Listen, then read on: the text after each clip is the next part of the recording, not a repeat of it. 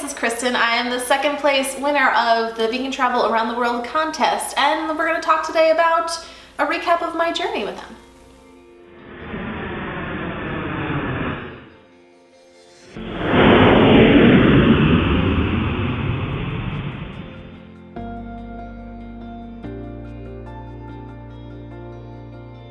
When I realized that I would get to go on this adventure with Mandy, I thought, like, this could be life-changing. And so I was shaking, I was crying, I called my parents and I was like, you guys, this is happening. And well, actually I called Mandy first so that we could hooray together. I remember feeling overwhelmed with gratitude that there was an inclusion beyond the initial kind of first place winners.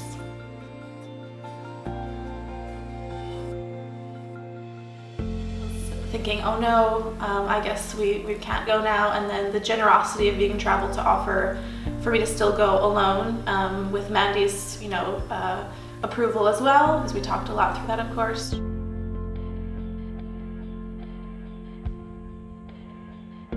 Then I thought, okay, if I'm going to do this alone, what does that look like? Because I have been traveling alone for going on more than 5 years now, so that wasn't new to me, but I hadn't done much travel internationally by myself. So as someone that's traveling alone, I think my first piece of advice is to try to make connections early on, and because of the time that we live in, it's relatively easy to do that with the internet. And so I started by going to Istanbul and spending some time with my friends who were getting married.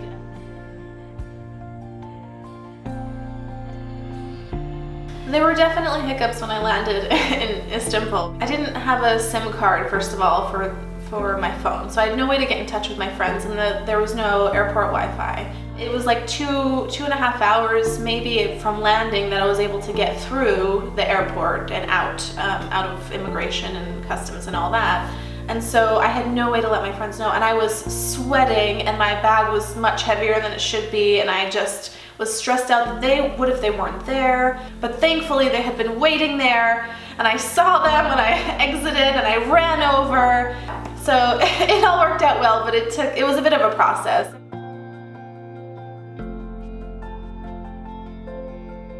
So the meetup in Greece came together really quickly in Athens, and it was really due to my host. The woman that I stayed with, that let me stay at her house, she used to own a vegan restaurant in Athens. And so when I told her I was putting together this meetup, she just messaged all of her connections in Athens, and it really was because of her. So it was a combination of having a local in, and then also reaching out to people that I knew were influencers who were also there.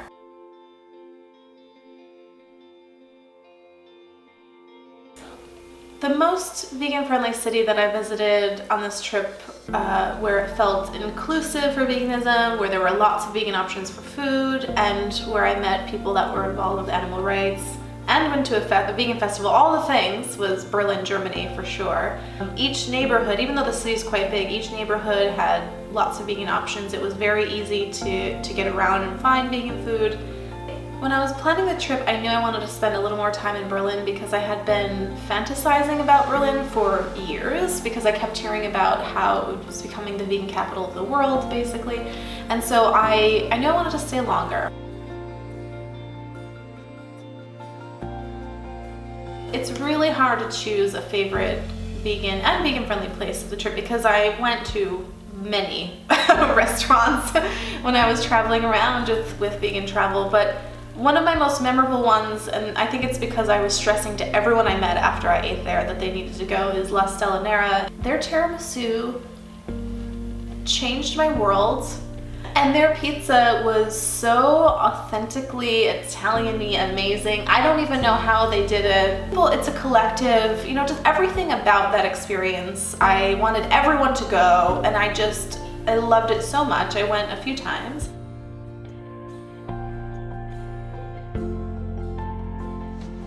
Most of the places I went were quite easy. I would say one of the more challenging countries, because I had been to 4 cities in this one country, and that was Vietnam. Even though it wasn't terrible, there was definitely like completely vegan places, a loving hut in one of the cities.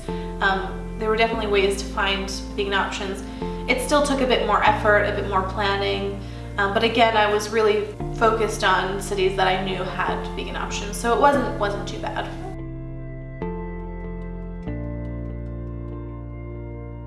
Berlin was my third stop on my trip, so I was still kind of figuring out the balance and does it make sense to do slow travel sort of thing, or just to like country hop more quickly.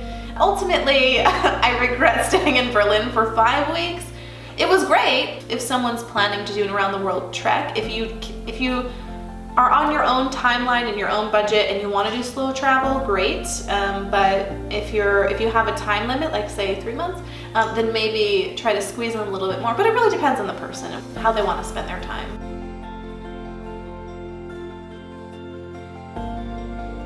I think for people that are interested in visiting sanctuaries or having more animal experiences while they're traveling around, it's definitely worth trying to sort that out. Fortunately, there are animal sanctuaries and farm animal sanctuaries all over the world, it seems, and they're all doing wonderful things. And I noticed a common thread in the places I went to, which is really just comes down to the type of person that has the desire to create that space and to basically know that they're going into a situation that's going to be a difficult one. You know, running a nonprofit, having to raise the funds, maintain the funds, feed the animals, care for the vet care, everything involved. It's so much work, and so it takes a very unique personality. And I so admire the people that invest their lives and their livelihood into that sort of thing. It's not easy. And so I noticed that the places that I'd gone to, you would think maybe they would be a bit different around the world, but they're really all coming from the same place of incredible compassion and dedication to caring for animals that otherwise would be in terrible situations. Me visiting animal sanctuaries in other countries just served to reinforce the fact that there are amazing people in the world doing incredible things.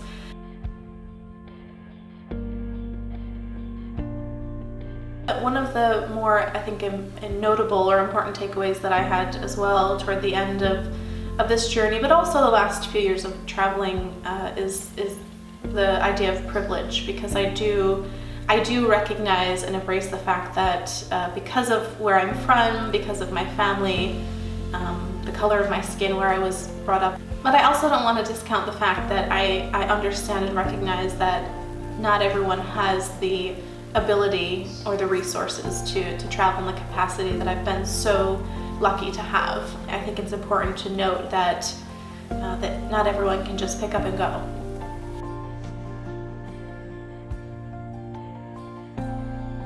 I had actually found this one homestay opportunity through Airbnb, and it turned out to be one of the most unique experiences of my whole trip, staying with a Balinese family, going to their ceremonies, being really included. There was one night that it was my last night staying with them.